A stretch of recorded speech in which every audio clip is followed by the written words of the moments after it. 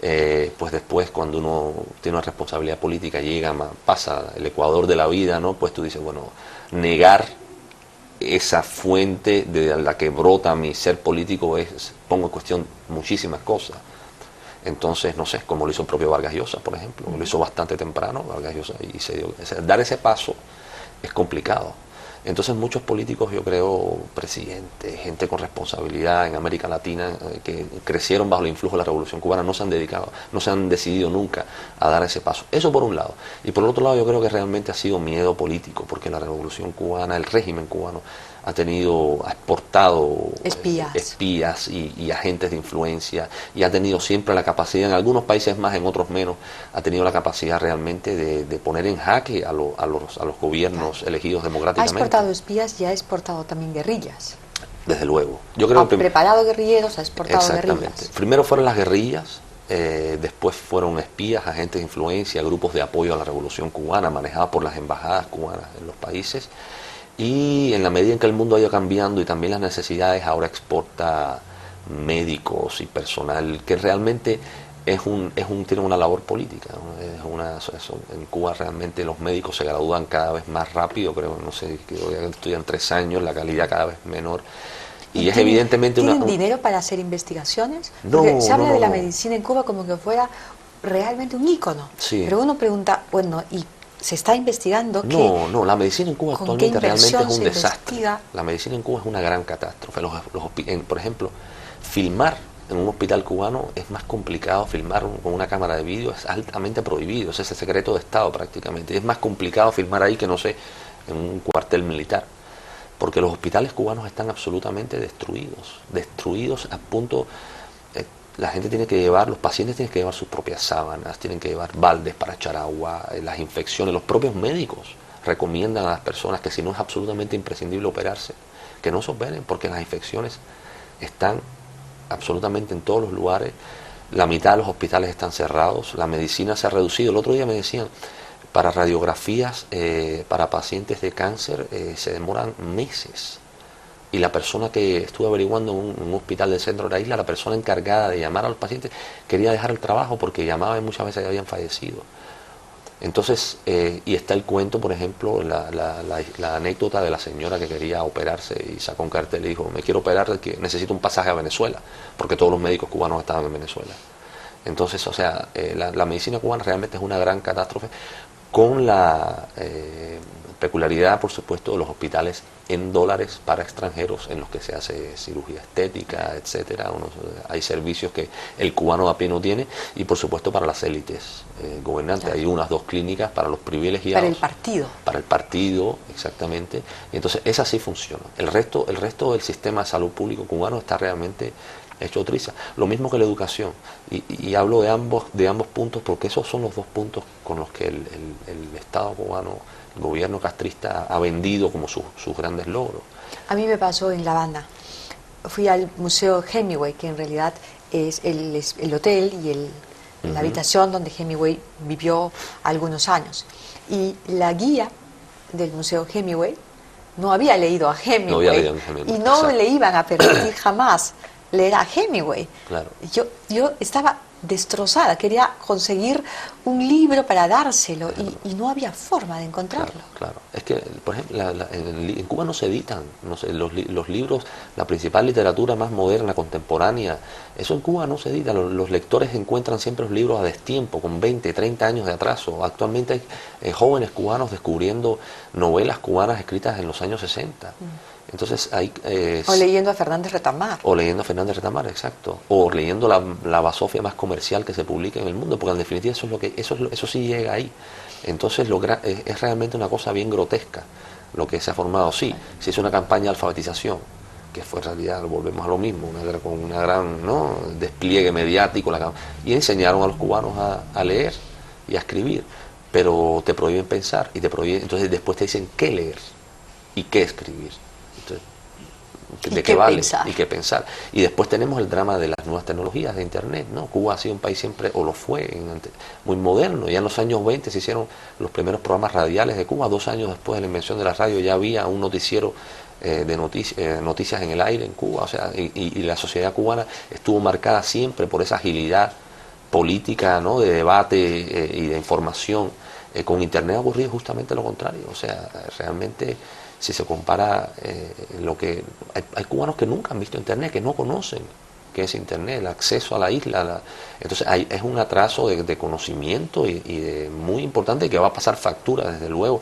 Hoy ya la está pasando y la va a pasar en el futuro. O sea, Cuba tendrá que avanzar muy rápido para incorporarse al ritmo de los países de su entorno.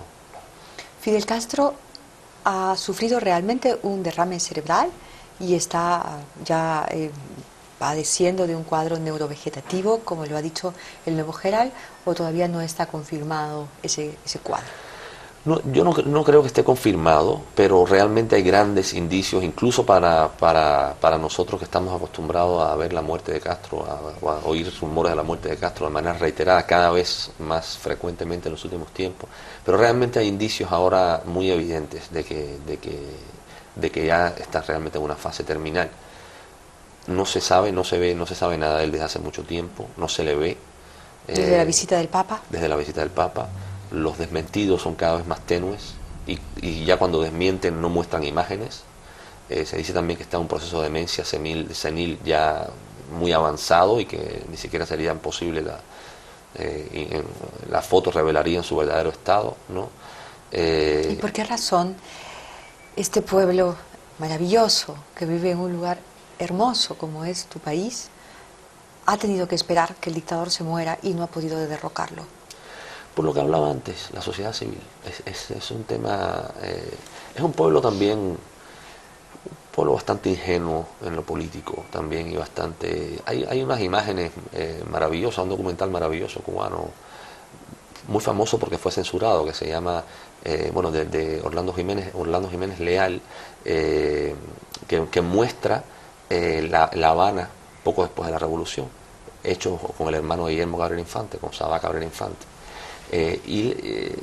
Se muestra La Habana como era. El documental no dice nada, es un cortometraje. Y ves a gente bebiendo, bailando, disfrutando de la vida, mientras por las calles ya marchan pelotones de milicianos.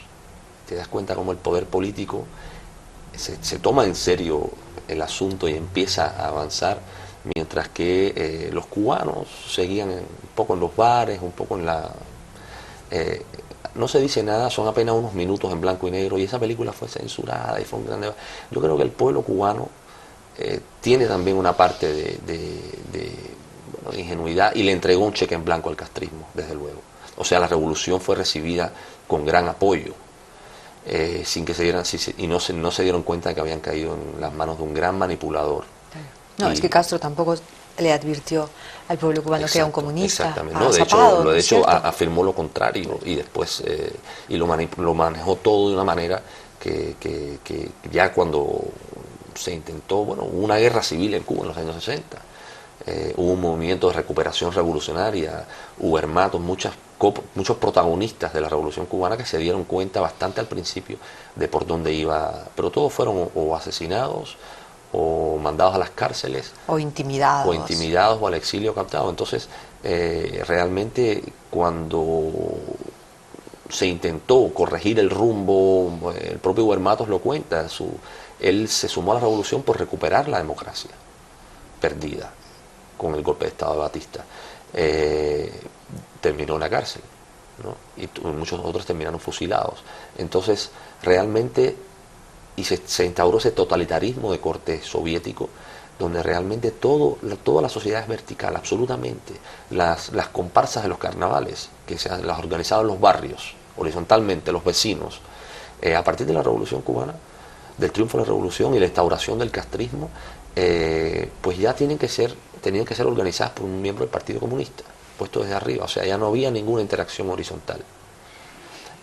Desde el 59 que triunfa la revolución, en el 60 empiezan, por supuesto, los primeros damnificados son las grandes empresas, la burguesía económicamente más pudiente, hasta el año 68, que es la gran ofensiva revolucionaria, donde terminan con el pequeño empresario, con el relojero, el zapatero, porque eran representantes de la burguesía y del capitalismo corrupto.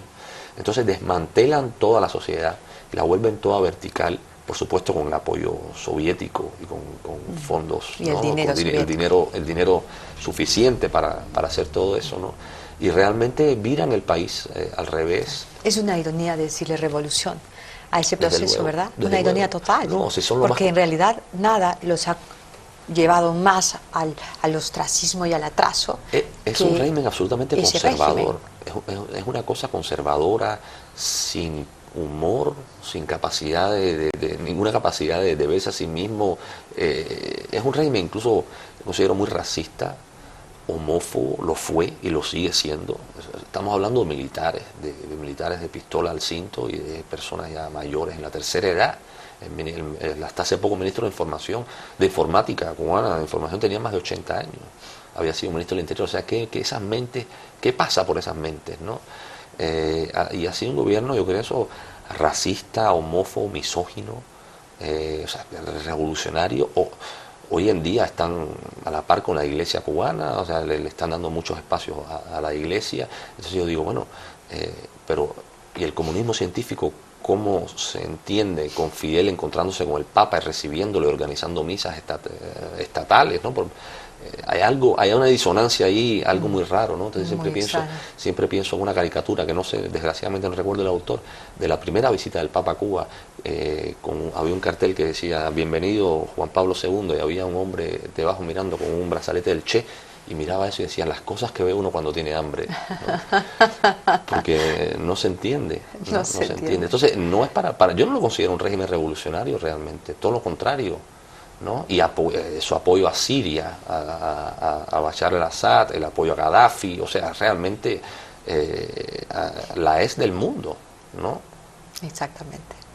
Pablo, gracias por haber venido, por haber compartido este testimonio con los televidentes de Willax Televisión, porque la propaganda que montan los servicios de inteligencia cubanos y sus seguidores, sus acólitos en distintos países y también, por supuesto, en el Perú, distorsiona la mente de la gente joven y suelen creer, no entender, ni siquiera imaginar personas como tú, que son 2 millones de cubanos. Exacto. Te agradezco mucho que hayas venido. Muchas gracias a ti, Ha sido muy interesante escucharte, muchísimo. Gracias a ti. Mucha suerte. Gracias. Que pronto realmente recuperen su país. Ojalá pronto podamos vernos en Cuba. Ojalá. Haciendo prensa libre. Me va a encantar. Muchas gracias, Pablo. Vamos a la pausa, vamos a volver con el atajo. Jesús Raimundo estará con nosotros.